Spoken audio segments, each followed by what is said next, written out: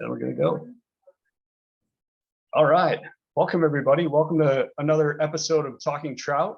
It is, I can't believe it's November already, but here we are, first Wednesday in November, and great to see so many people jumping on board tonight.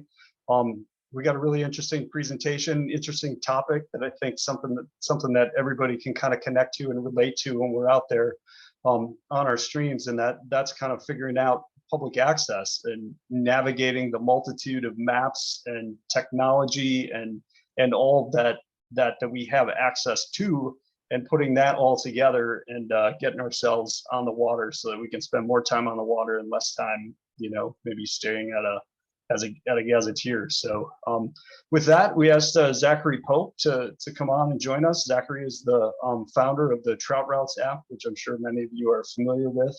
He's also an active TU member in the Twin Cities area. So I won't go too much further into the bio. I'll let Zachary do that. But again, I'm Mike Coor. I'm the former state council chair for Wisconsin Trout Unlimited and the host of Talking Trout. And with that, we're going to ask everybody to stay muted and drop your questions in the chat box. And I'm going to turn it over to you, Zachary. So could you maybe take a minute or two and maybe give us a background before you jump into the access issues that we're going to talk about tonight? Yeah, Mike, thanks so much for having me. Can everyone hear me pretty well? Looks good. Thanks so much for having me. This will be hopefully really fun and informative. Honestly, my goal is to have everyone leave tonight with a little bit more education on what resources are available, both including Trout Routes, but also there's a lot of other tools that are out there. So yeah, I'm from Minneapolis. Our company, Trout Routes, is actually headquartered in the Twin Cities. I would say, one of my slides here is an introduction on myself. My kind of story is I got into fly fishing really on my own. Knowing my family fly fishes, and honestly, it was a pretty rough start. I kind of got into it, was really passionate about like kind of getting outside and kind of, really kind of getting lost in like these gorgeous streams. And kind of as the story goes, I actually fly fished for I think it was like 7 or 8 years before I caught anything. So don't hire me for a guide. But I think one of the things that I found early on was like, I kind of felt like, as passionate as I was getting into the sport, I felt like there was always this hurdle or this kind of this hard barrier of like limited information as far as where to go, or like where are their trout streams, or where is their public access. That really kind of led me into this concept of what Trout is today, which is that this public access maps platform. So fast forward to today, we have 7 employees. I'm pretty involved with the Twin Cities chapter, Trout Unlimited. Was on the board 2 years ago or a year ago. Not as much involved anymore. I'm pretty busy with the day-to-day of Trout Routes. And so yeah, this conversation honestly today is, I really, really encourage you guys to all ask questions. I got demos available. We can kind of dive into different resources, different tools. I've done all the software, all the GIS work, etc. So there's no question that's too nerdy or too detailed. So let's kind of get into it if you guys are okay with that. So I will share.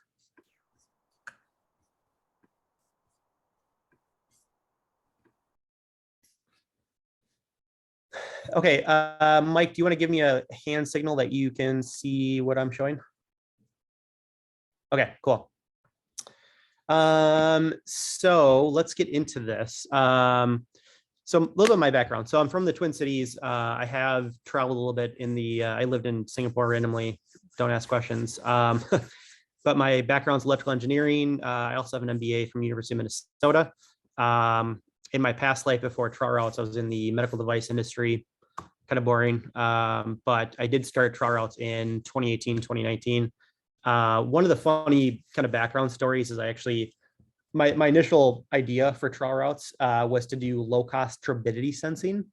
So think about like all of your favorite stream gauges, like mine, would be on the Kinney in Wisconsin. My thought was like, it'd be really cool to have a real-time stream gauge on every river. And so I came up with this idea of like doing $100 stream turbidity sensor on every river. Turns out that's a really hard problem, and that failed miserably. And so then I kind of fast forwarded to just really focusing on like maps in general. So like doing really comprehensive cross state line mapping system, which turned out into the Trout Routes platform that we have today. And again, my fly fishing story really, like I feel like I really came into it on my own, and I kind of struggled through that journey. And I kind of went through, being the intimidated angler, going to the fly fishing, the expos and the fly shops. And I kind of felt like there's this huge intimidation factor and this, this barrier factor of fly fishing that I think is a really big opportunity in terms of making information more available to anglers, especially, the newcomers, or to an angler that's going to a new state or a new area that they're not familiar with. So that really kind of plays into kind of where I'm taking the company in general. So, so for me, I really see fly fishing as like three different components. There is the where do you go, and there's the how do you fish, and there's the when do you fish. So like, to me, like the when do you fish is like everything from like the real-time flows, like if there's a big rain event or if there's a big snow melt event.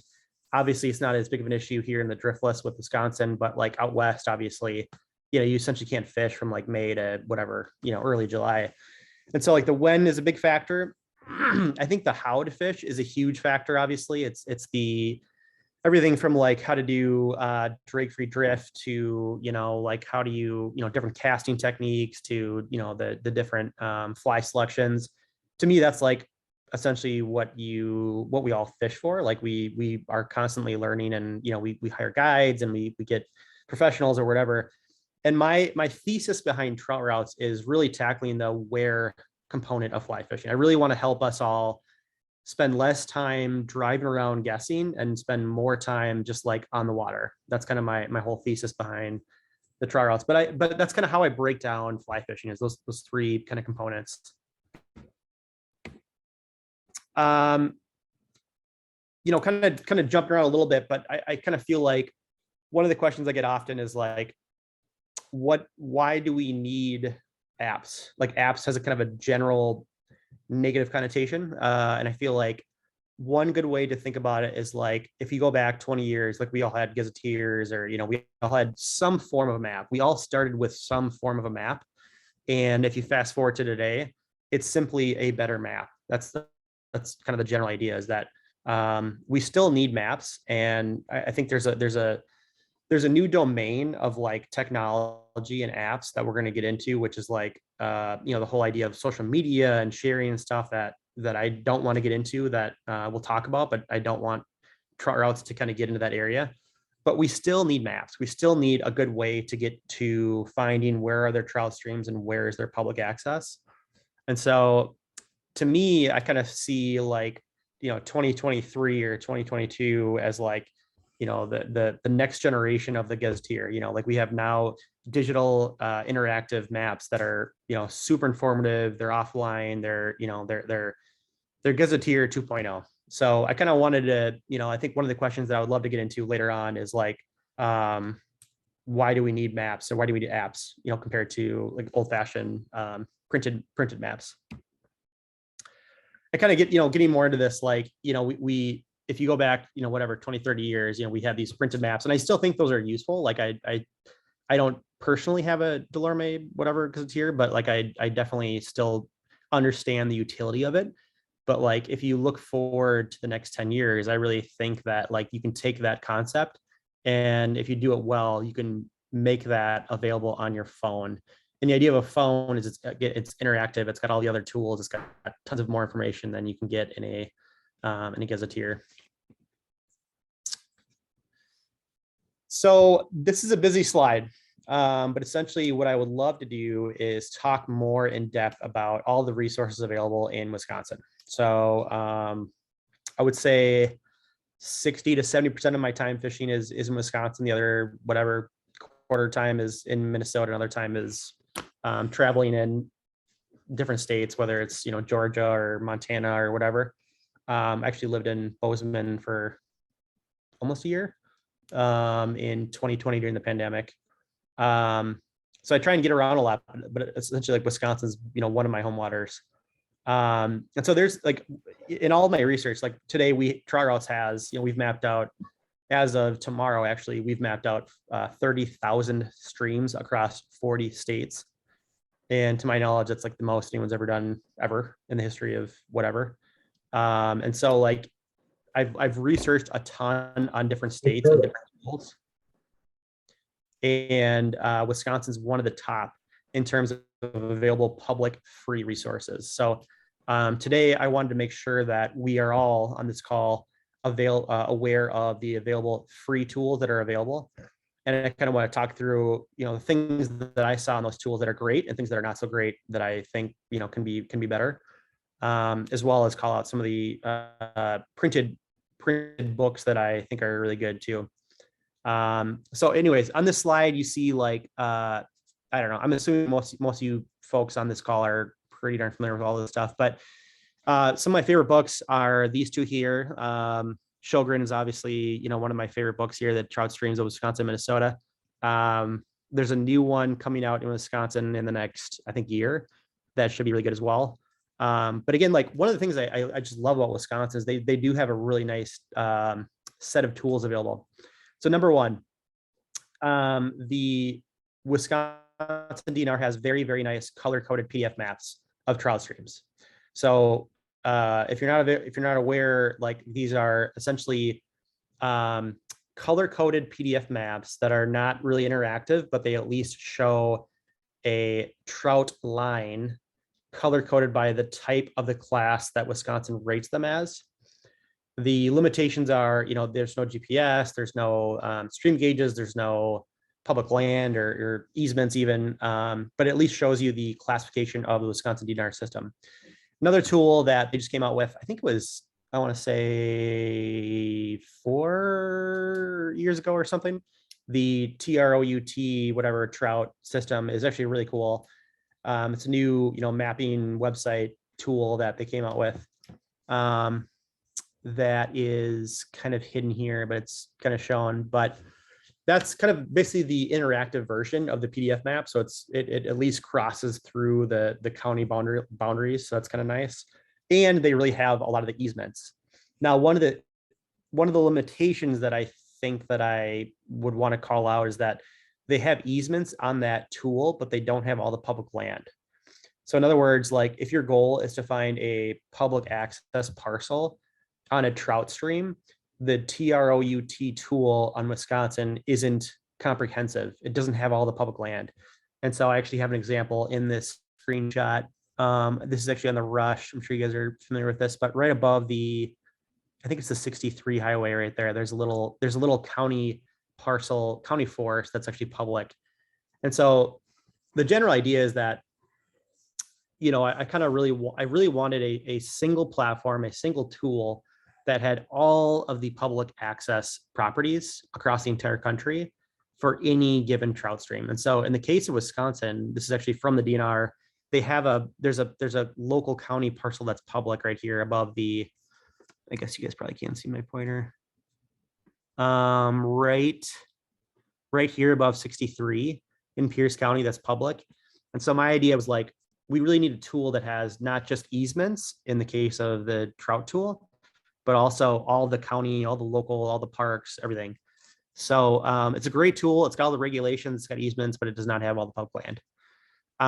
The second tool is the public access lands tool in Wisconsin, and it's, I think, more geared towards hunting, but it does have more comprehensive public access lands.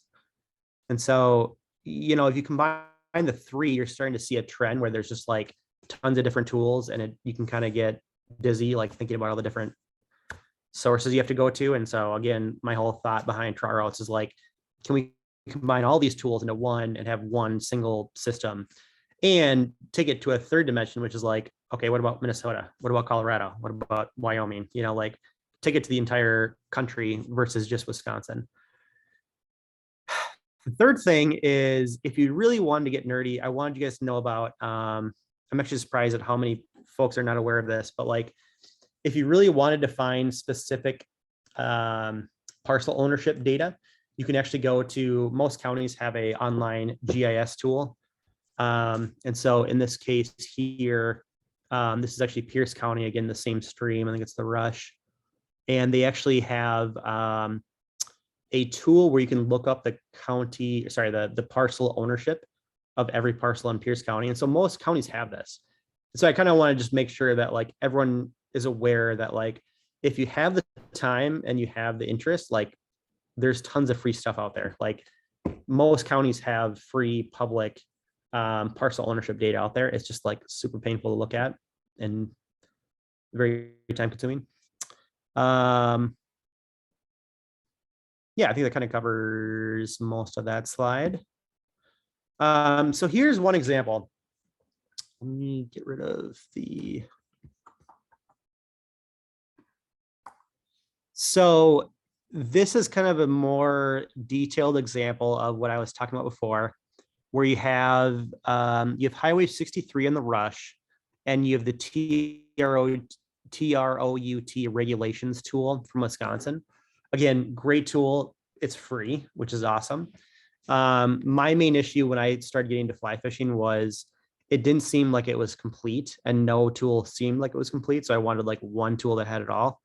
And so like, if you look right above 63, there's actually a local county park or county something.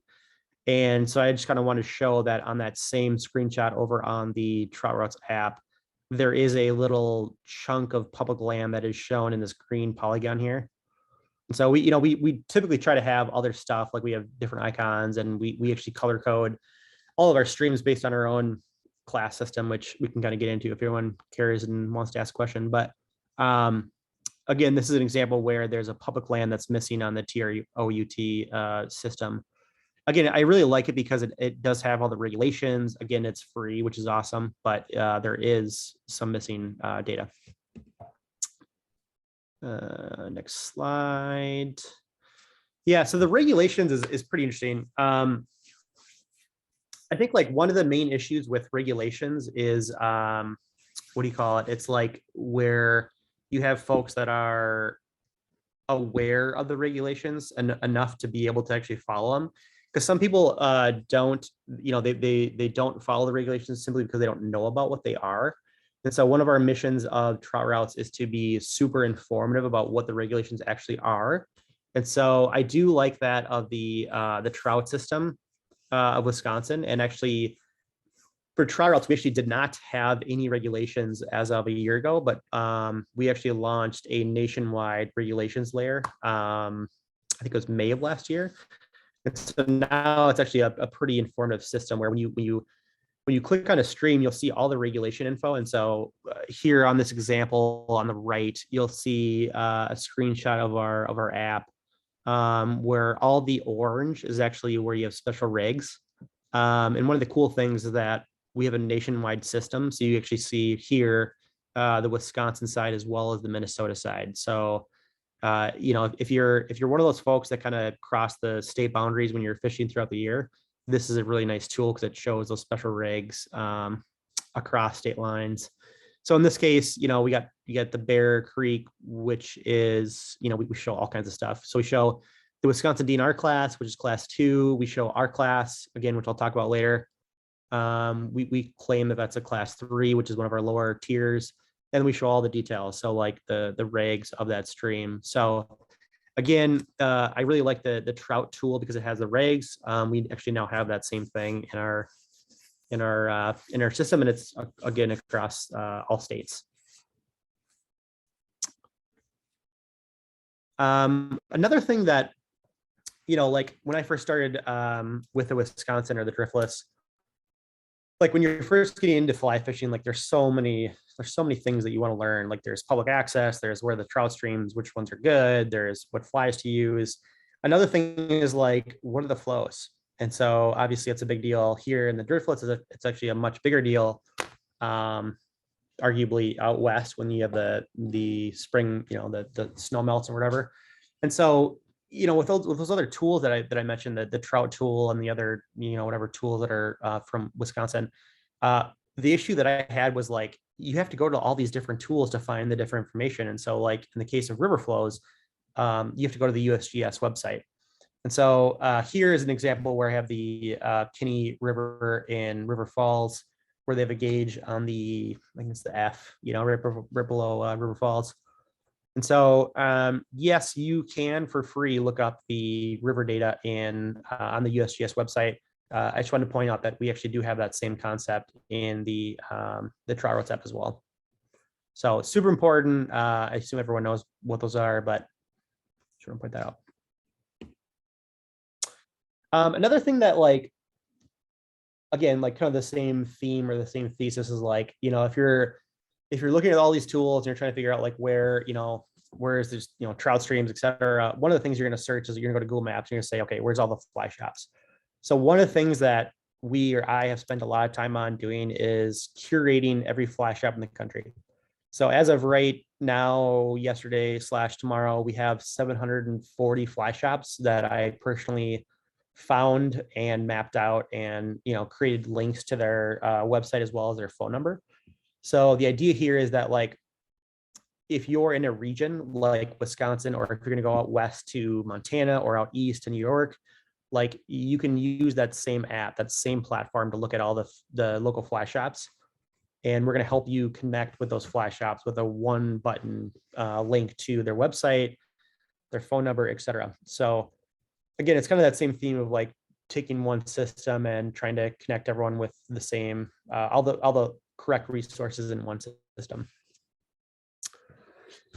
So yeah, one topic, or like one general, area of topics that I would love to talk more about with questions is, like, as we get into this new era of, like, post 2000, where we all have cell phones and we all have apps, what's ethical? So part of that is going to be like, there's all kinds of stuff. There's stream etiquette, there is social media, and there's also like, what do we as a company, Trout Routes, believe is ethical? And so one of my personal stories, when I first started Trout Routes, I had this feature where you can, so one of the features of Trout Routes is you can actually make notes on streams and you can, make your own markers. It's actually a pretty cool concept. And in the early days, I had this idea where if you wanted to, you can flag your own personal spot and make it public to every other Trout Routes user. And actually, I thought that was a good idea when I first started. And very quickly, I realized that was the dumbest, a terrible idea. And so we immediately got rid of that feature.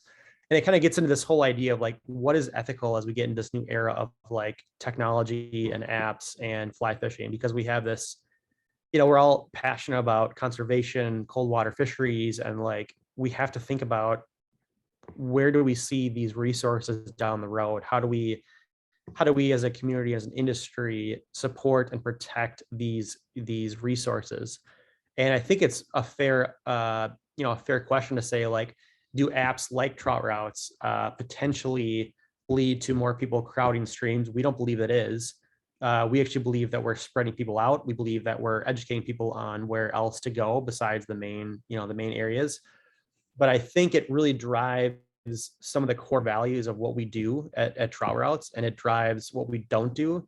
So one of the things that we don't do is we no longer allow you to share either your favorite stream or your places or anything within the app. So we don't do that anymore. And we also don't do anything related to community or sharing or anything related to that. And so I think, to the extent that I can, I'd love to kind of remind us all that it's really not a good idea to engage on social media when you talk about specific places or stream names. On the flip side, I think it's really good for us as an industry to inform everyone on where is the public access, where is their private land, so that you're not stepping on these private landowners. Where are there areas where there's conservation issues, or where are there local fly shops? So I think there's a really, really delicate line in the sand of like, how can we be helpful but also not harmful to the cold water delicate resources that we're part of. So would love to talk more about this whole slide in the conversation. One of the main the main ideas behind Trout routes is like, it's one thing to create like a really comprehensive tool for Wisconsin, but as I've mentioned, like the complexity really increases when you cross state lines. So for me, I'm in Minneapolis, and so like I go into Wisconsin, and I also go into Minnesota, and I cross state lines all the time. And so the whole idea of flipping between these two different resources like is just a huge pain. And it gets way more complicated as you go to like other states like Montana and New York and whatever. And so one of the whole ideas behind Trout routes is like we have this single platform that has all of these different tools that are all integrated into one mapping system. So like take the best of the best of the best of Wisconsin and take that and apply it to every other state. And that's kind of the idea behind what we're trying to do at Trout routes. So, each state has I can go into this in a crazy amount of detail, but each state has very unique, mapping tools. So like the Pennsylvania Fish and Boat has a pretty cool, mapping tool, just like Wisconsin. Montana FWP has some pretty cool stuff. Virginia, I got an example there. What's another one? North Carolina is pretty crazy. But every state has like some pretty interesting, unique, different tools. And our idea is to bring it all in together. Another idea is like the access laws are, as you guys know, very different between different states. And so we don't do a great job of this right now, but down the road, within a year, probably less, we're going to do a much better job at educating people on what the access laws in the state that they're looking at.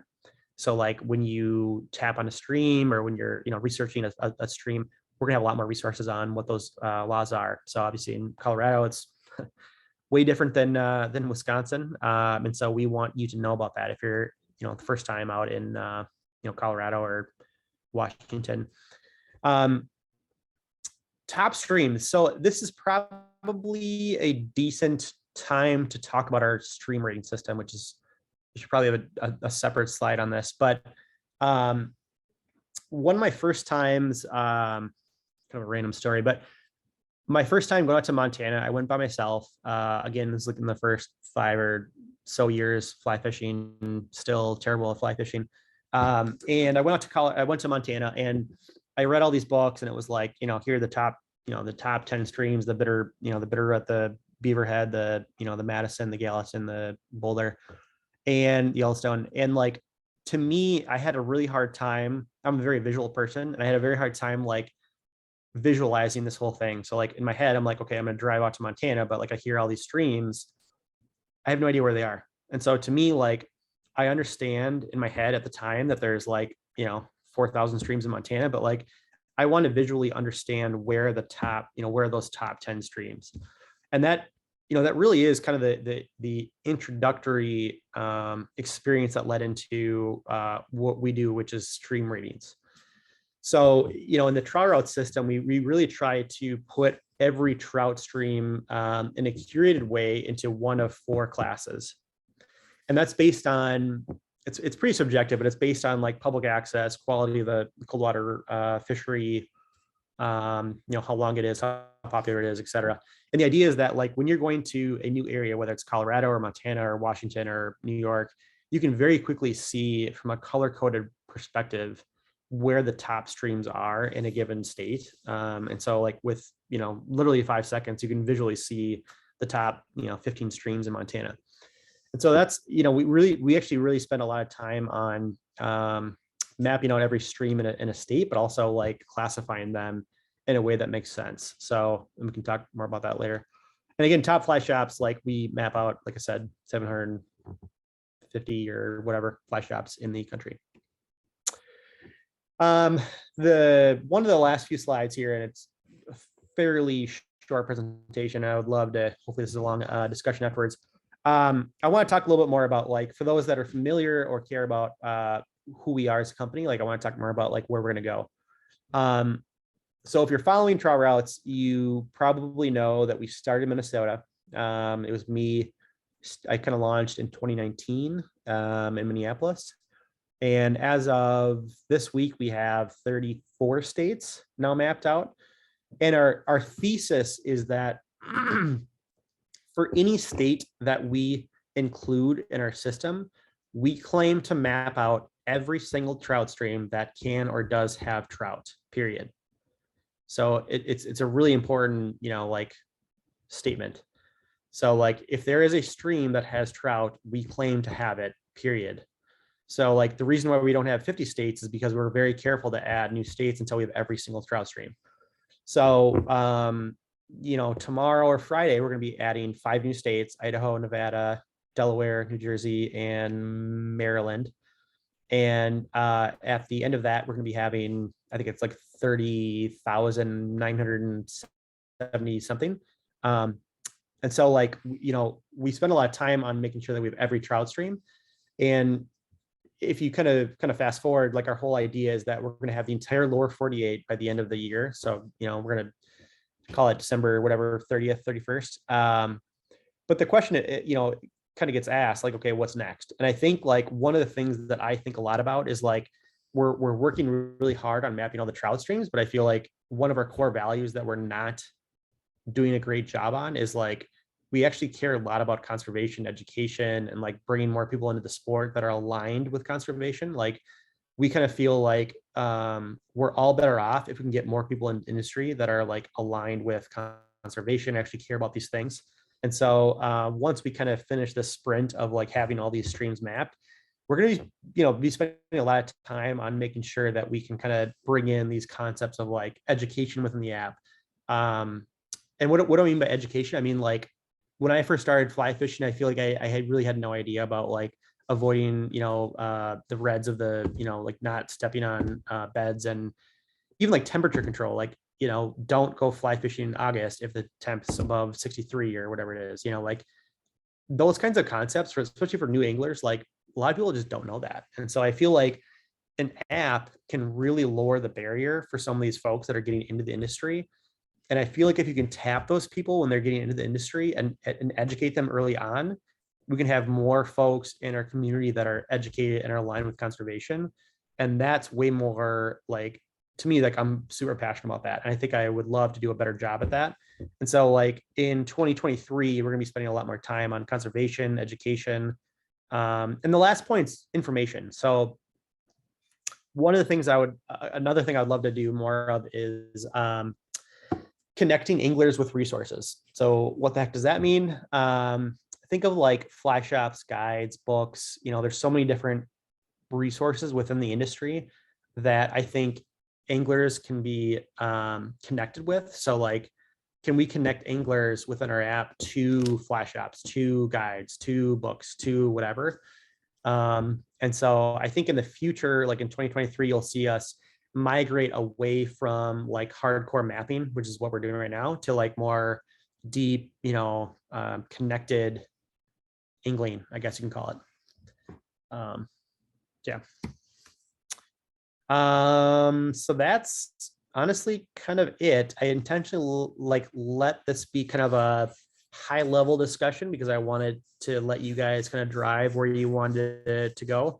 I got all kinds of demos. I got all kinds of plenty of information on the top of my head. So if you guys want to get deep into anything, like let's get after it. So again, thanks so much for having me. This is super fun. I do this all day and all night, so it should be fun.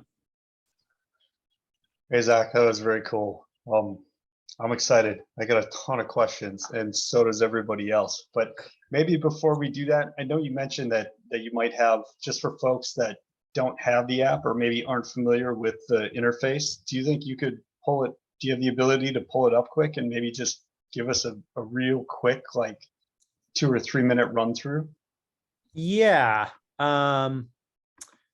So the main idea is to first remember that you can still hear me, right? Okay. Yeah, we're good. The main idea is that like when you hear Trout Routes, it's really a app that's on your phone, but we also have a desktop version. And the idea here is like, imagine you're at a cabin and you're researching your trip to Montana in 2 weeks and you want to try and do some research. In that case, you might want to be on this like desktop version, which is what I have shown here.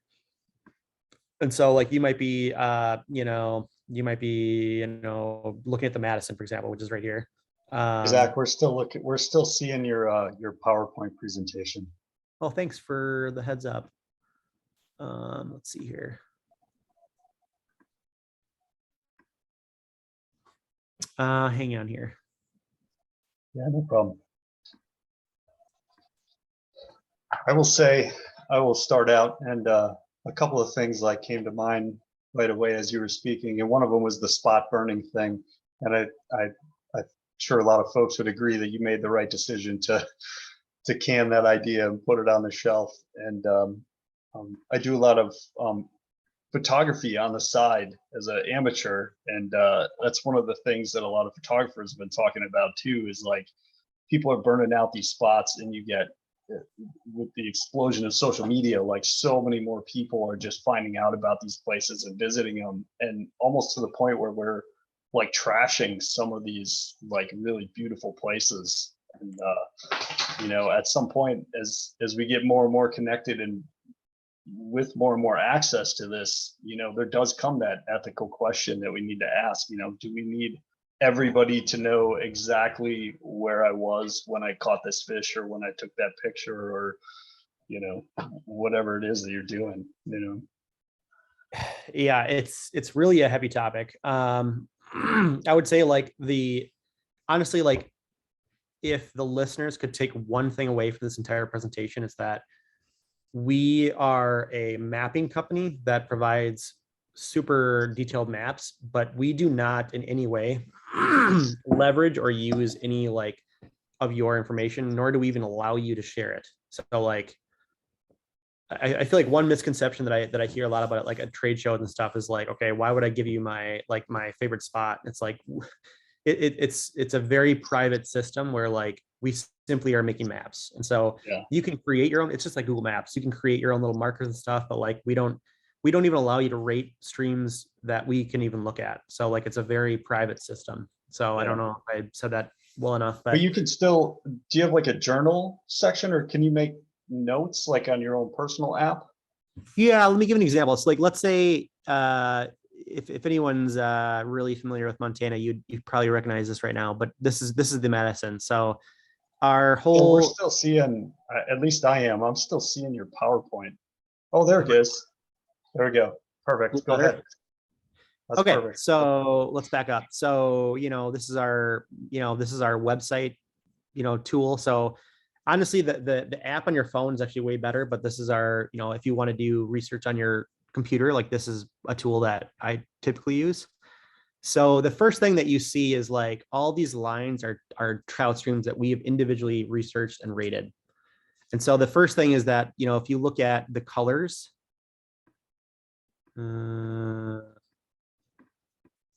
okay, pretend like you can see a legend because I can't see it, but basically the gold lines are going to be your top stream. So like this gold stream here is the Madison. It's actually the upper Madison above Ennis, and it's one of the top trout streams in the country.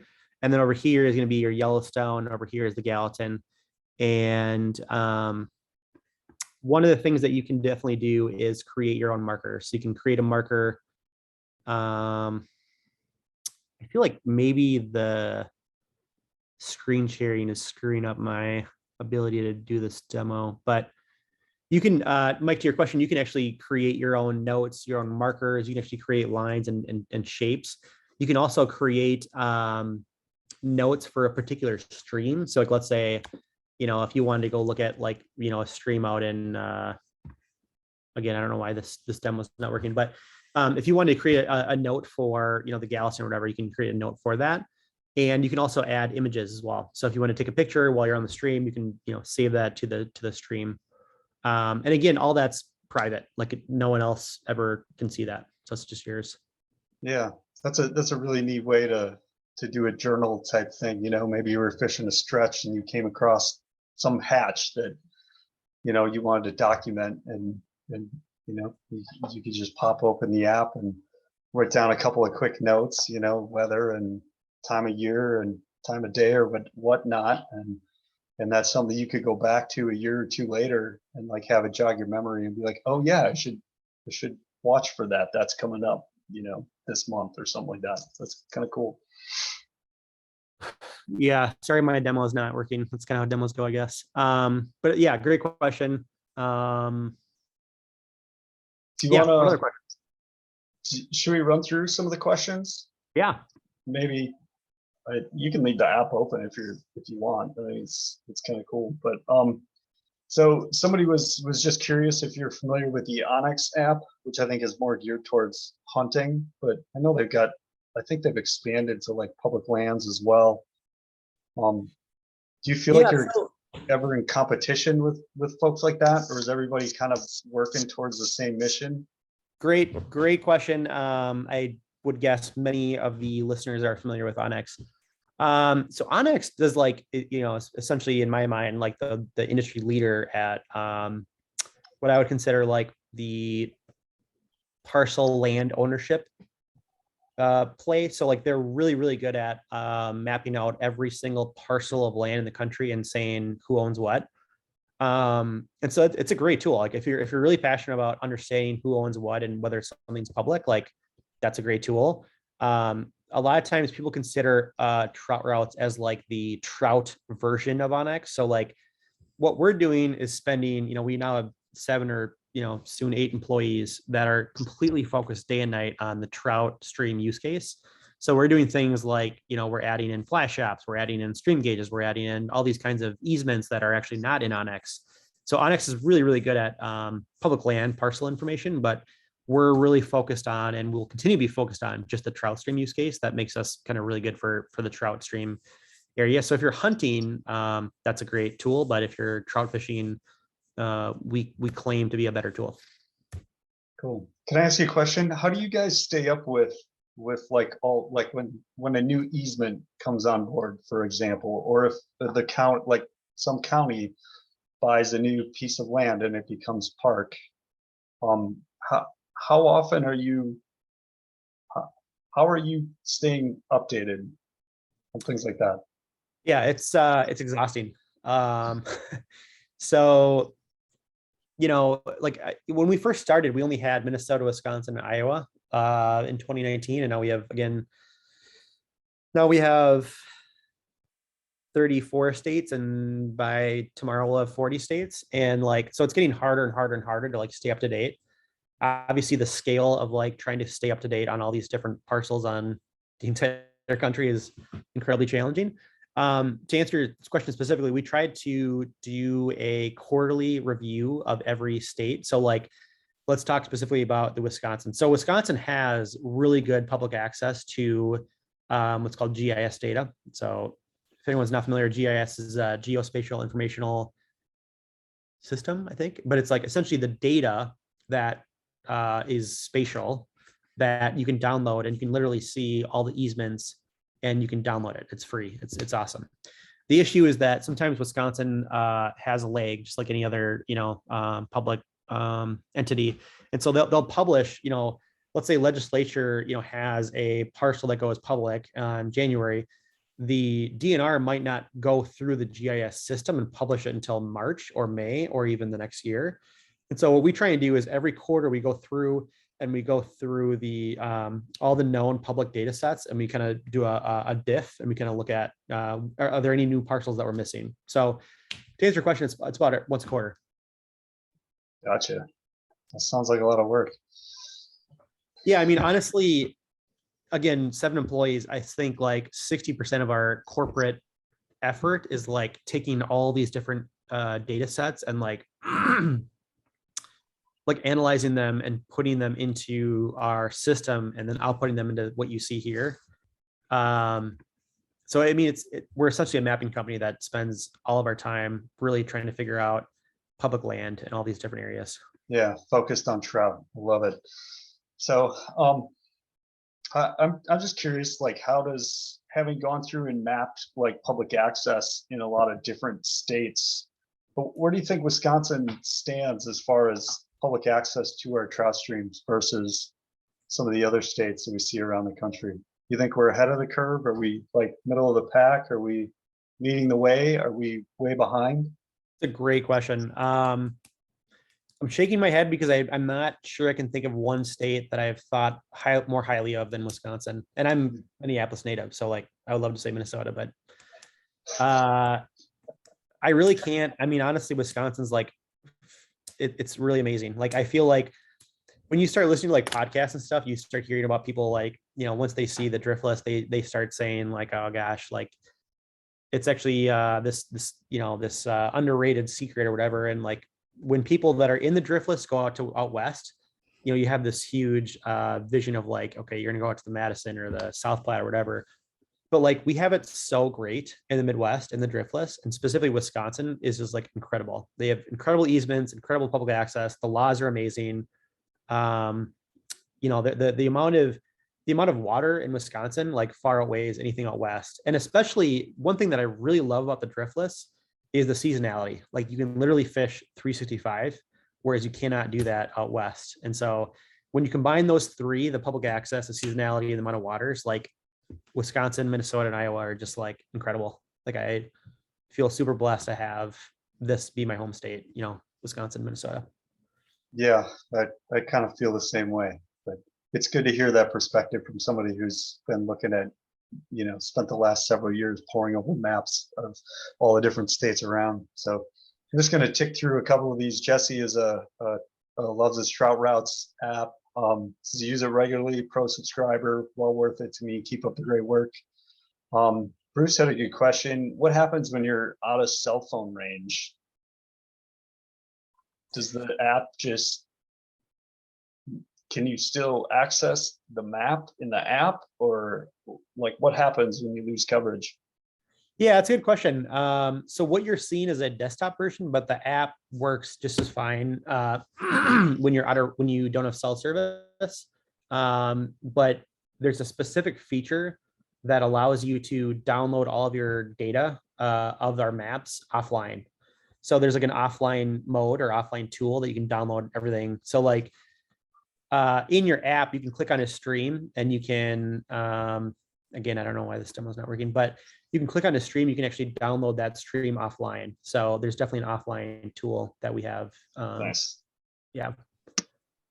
Yeah, and I will say, I guess we were talking about this earlier, but so I have not used the Trout Routes app at all really before October of this season. And then I had an opportunity with my friend Jason. We were out and he does have the app. And so we made it a point to like spend those, that day that we were fishing to use the app and just use the app and use it to navigate and to get around and to check out different options. And we found some new water and, we had a great day of fishing.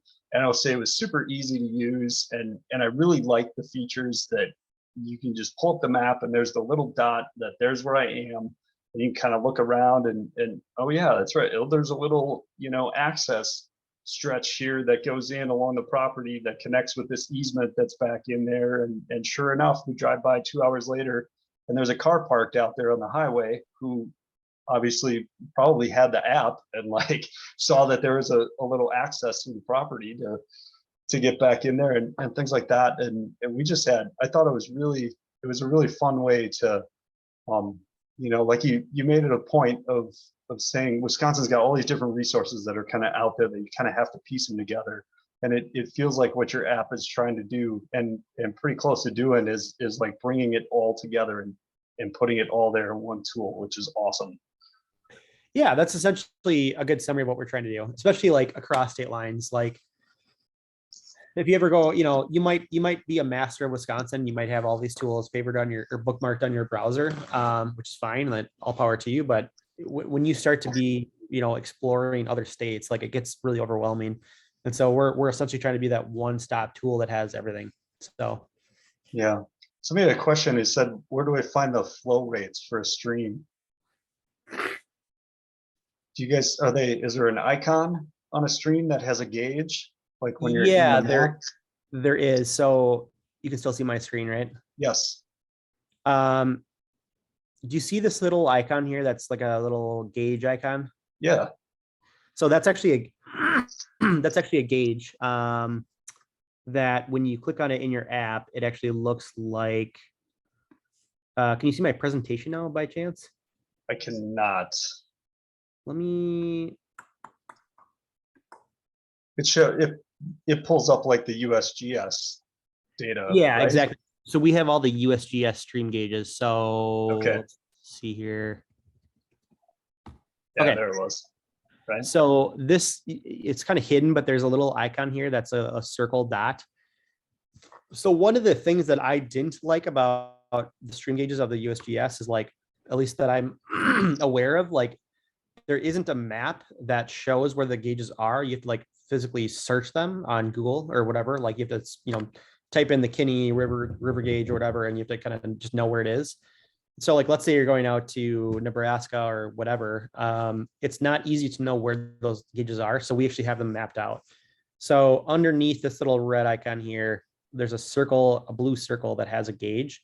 And when you tap on it, it tells you the current levels, discharge and water levels. And when you click on view charts, it'll give you an interactive chart. So it shows you, if it rained in the last, I think it's like a 30-day chart. So it'll show you, if it rained or if it, if it's snow melt or whatever. So we definitely have all those river gauges. Cool. Let's see here. Somebody asked, I know you mentioned this, that you don't bring a new state online until you're pretty sure that you've mapped all the trout streams. But if somebody were to come across a trout stream that was not on your map and they wanted to report it, is there a way that they could do that? That's a great question. It's rare, but every once in a while we'll get like an email or like a comment, either a missing stream or like a missing access point or something. Again, it's rare, but it does happen. And right now people can just email us, but in the future, one of the things that we're working on is a new concept where users of trout routes can report things, whether it's a missing whatever, and they can report it to our team. And then we can kind of process that, look into it, research it, and kind of give you feedback back to it. So right now I would say email it to us, but for now, down the road, we're going to have a new feature where we allow you to report that within the app. All right, that sounds good. I would suggest keeping quiet. I wouldn't put it on the map, but that's just the old school angler in me.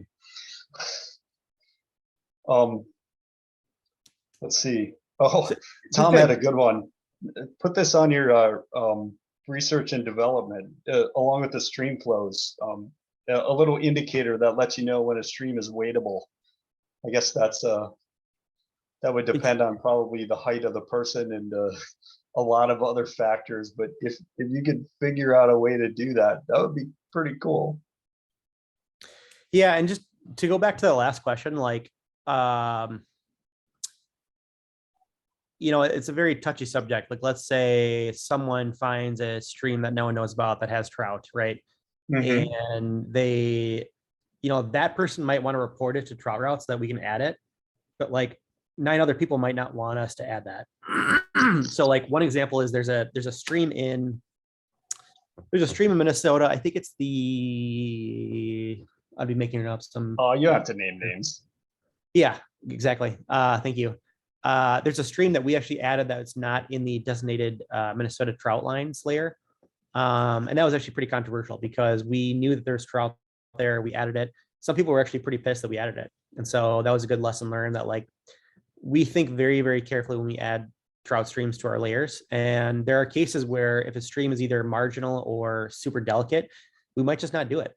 So yeah. You can report things all day long, but just know that we're talking about 6 people in Minneapolis in a building that actually look at these things all day long. So we actually do think things pretty thoroughly through when we add stuff. So yeah, and I'm sure. I mean, there are streams out in Wisconsin, especially a lot of the headwaters that just were never surveyed by the DNR crews, and they don't show up on a lot of those. Like you mentioned, the county trout maps. There are trout waters that don't show up on those just because the data was never recorded or has never been recorded, and so they can't technically make it a trout stream until somebody goes and does a survey in there and finds the populations of trout. But I think that's another another issue that I had with like the Wisconsin stream classes. Like for what it's worth, of the 40 states I've researched, like Wisconsin's one of 2 states that actually classifies streams. So that's kind of cool, like at face value. But if you think about it more carefully, like it's pretty unsustainable to try to actually classify streams in the way that Wisconsin's done it. And when you look into it, like I don't feel like they have, nor can you, practically really truly survey I think it's like 3,500 streams in Wisconsin.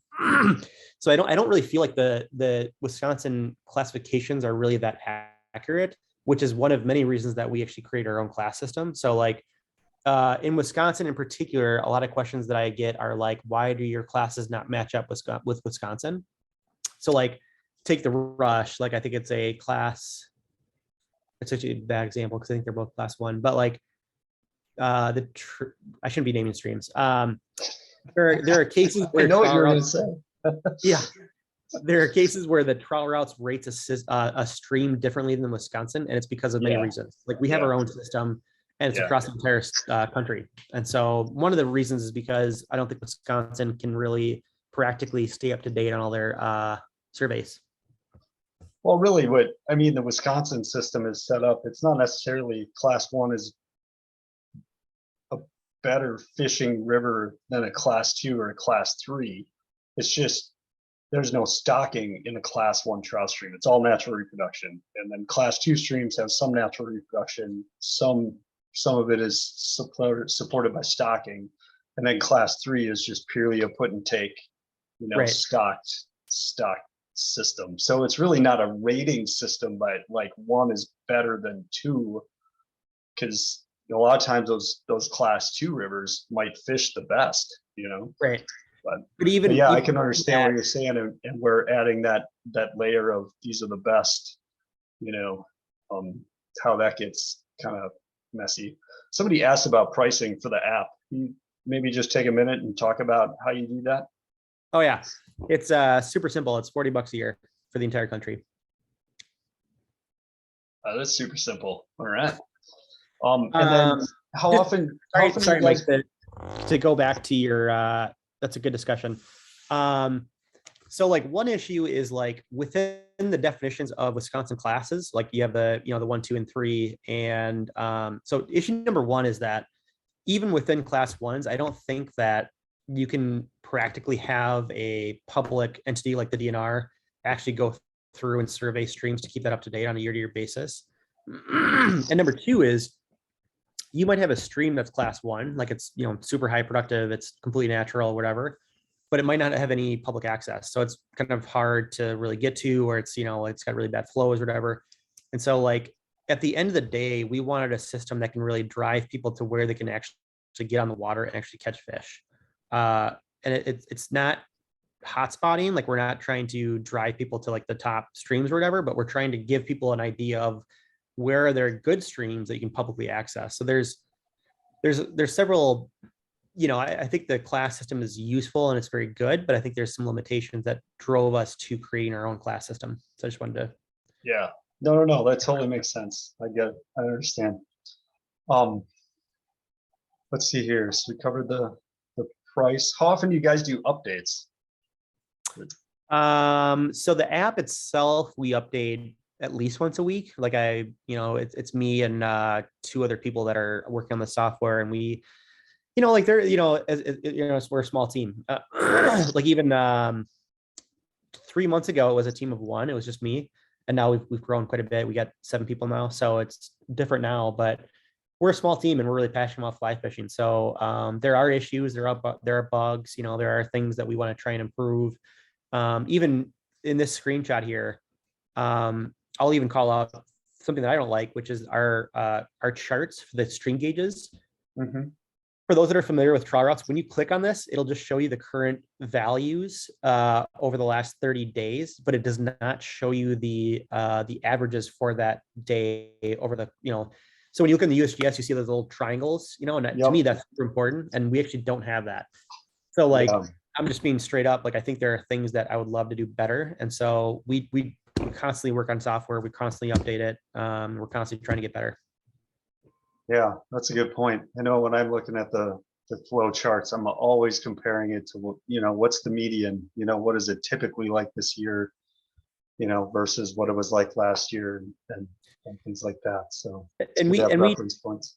we try to color, so on the right here on the screenshot, we try and color code the values based on like, if it's spiked, if it's higher than it has been the last 30 days, we try and color it red or orange. But Yep. again, I would love to, and what you'll see in the next probably 3 months is you'll see a nice revamp where we're going to have interactive charts with the averages as well.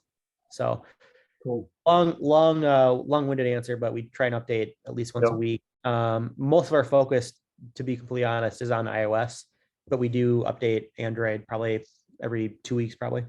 Okay, cool. Somebody had a suggestion, so they love the app.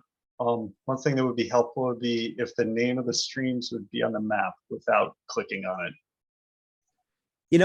I've gotten that comment a few times. Yeah, I imagine. That's a good point. Yeah. At some point, it probably gets pretty cluttered.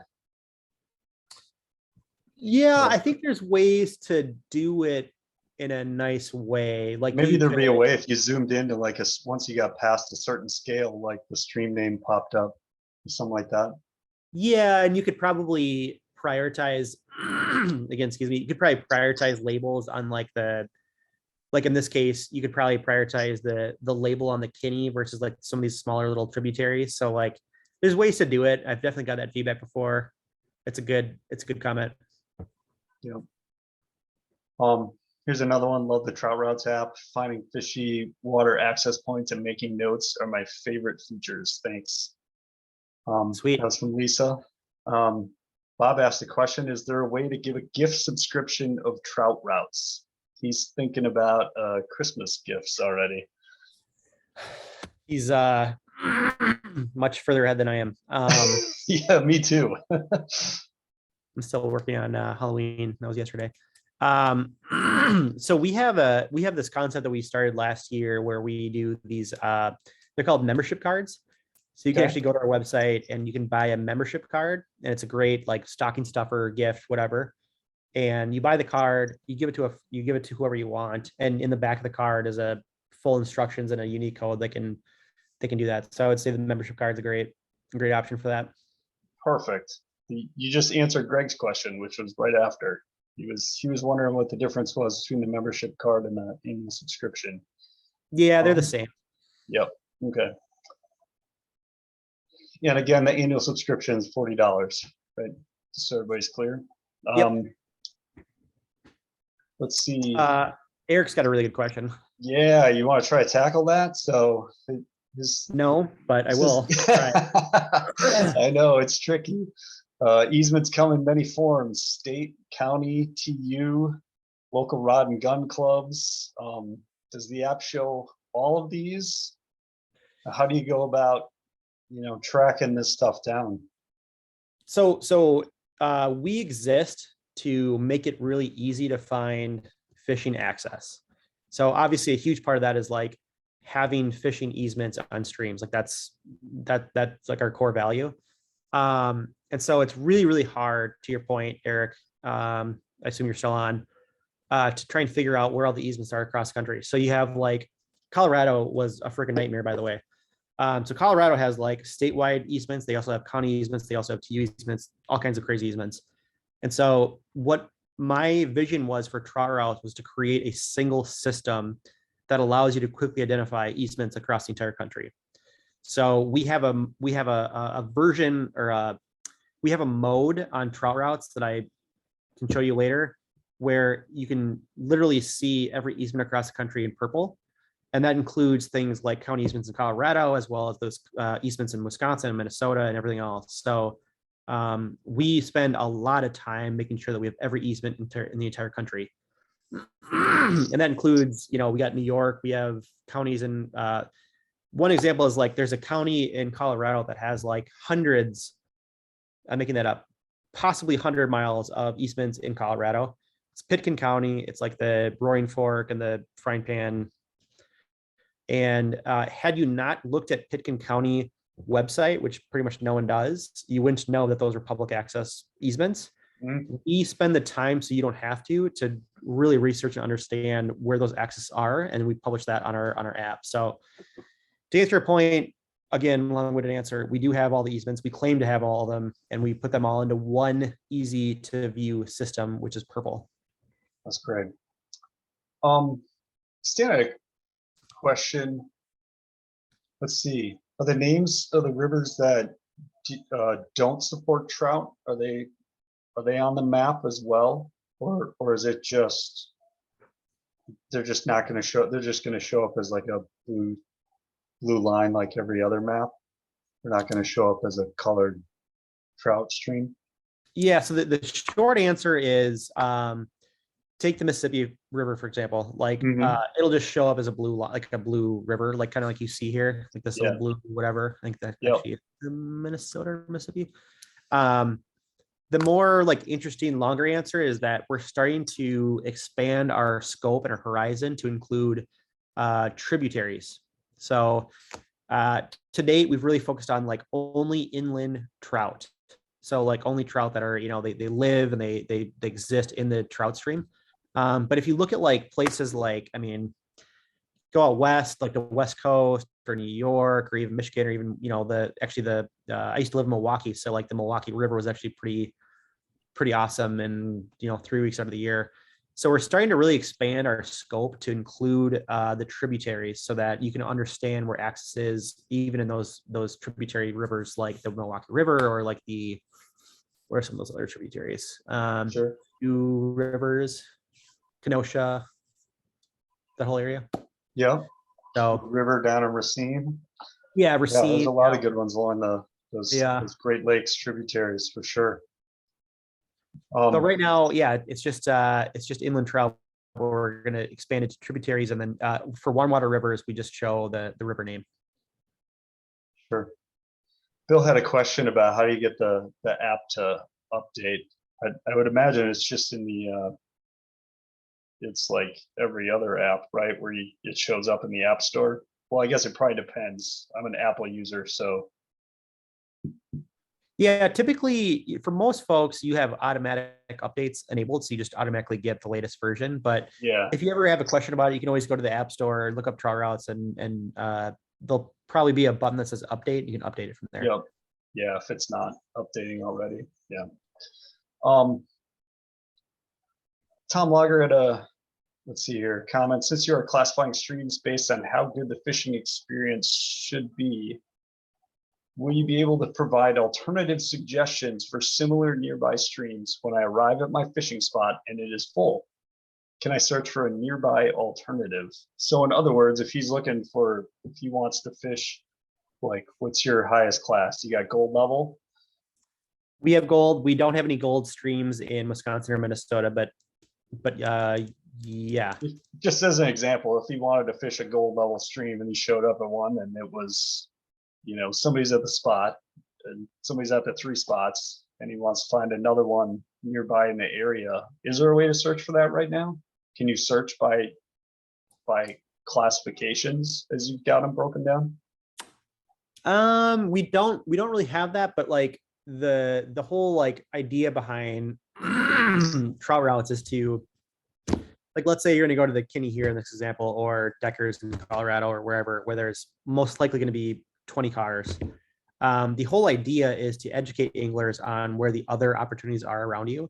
So the idea is you bring up the Trout Routes app, you can see all these other blue lines here in this example, you know, and we're showing you all the public access to those streams. So you can't search it, but you can kind of look in the map and say, okay, well, you know, where else can I go? That's the whole idea.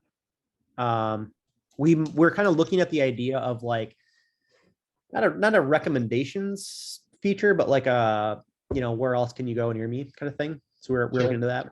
Yep.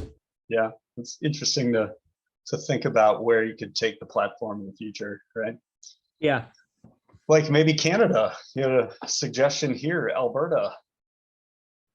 Yeah. Right now we're working day and night to try and get the lower 48. So once you conquer the lower 48, you know, we could always expand the horizons, right?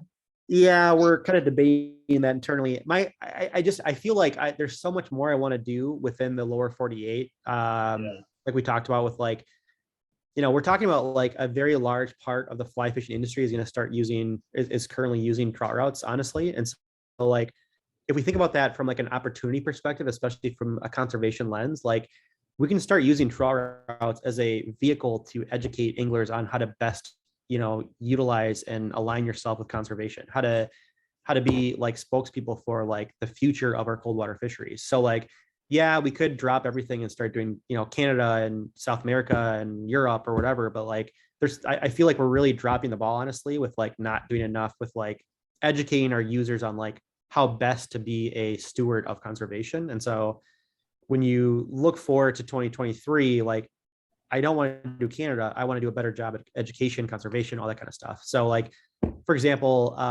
let's say there's a voluntary stream closure in Colorado because it's, August and it's, 100 degrees or whatever. No one's going to know about that. But if we can put that into trout routes and do a nice user-friendly way, all of a sudden we're going to start really upticking the adherence to that voluntary closure. Like that could be a game changer. So like, that's the kind of stuff I want to do more of. Yeah, it can be very cool for sure.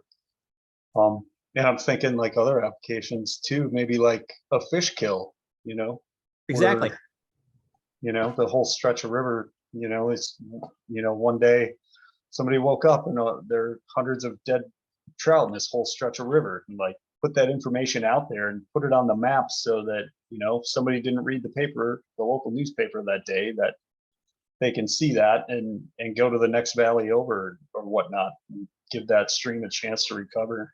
But I would say the same thing applies to like forest fires out west. There's all kinds of. oh, sure. Yeah. Yeah, absolutely. Possibilities are endless with this. This is great. Well, we are way over our time. I like to try to keep it to an hour, but it's such an intriguing app and a great discussion. And I know public access is always something that's on the top of everybody's mind. So we will continue to make sure that that's a topic on future episodes as well. But I just wanted to, take a minute again to thank you, Zachary, for coming on and taking some time with us, and really cool app. And I for one am looking forward to getting it and putting it to good use next year. So thanks so much for the time and the open discussion. The questions are great. I am hugely passionate about just having a good conversation about where do we want this industry to go and this community to go in the next 20 years, 10 years. So I really appreciate the time and appreciate all the good questions. Yeah, that's great. I suppose at some point we could probably integrate, TU habitat restoration projects. And I mean, you could put a whole nother layer onto the mapping system and get into that. And that might be kind of interesting too. Yeah, there's a long conversation there, but yeah, essentially like one idea is like when you're clicking on a stream or when you're researching the area, we want to start populating anything that's useful to that area. So like recommended books, maybe a TU chapter that's nearby, maybe like in the case of the Kinney, one thing that we wanted to do is to put an icon on that dam around the dam removal project and kind of like promote education and awareness on that dam removal issue. So yeah, again, there's tons of stuff that we want to do, especially with TU, but in general. Yeah, that's great. Well, thanks again for spending some time with us. We really appreciate it. Yeah, anytime. My email is probably somewhere on here. I don't know if you sent that out or not. I don't know if I send your personal email out, but obviously you can go online and look up trout routes and you could get to Zachary pretty quick. So yeah. Mike, thanks so much for having me. You bet. I appreciate it. And thanks everybody for tuning in, and appreciate you sticking around with us. So have a great night, and we'll see you again on another episode of Talking Trout next in December. So take care until then. Bye, everybody. Right. You guys, night.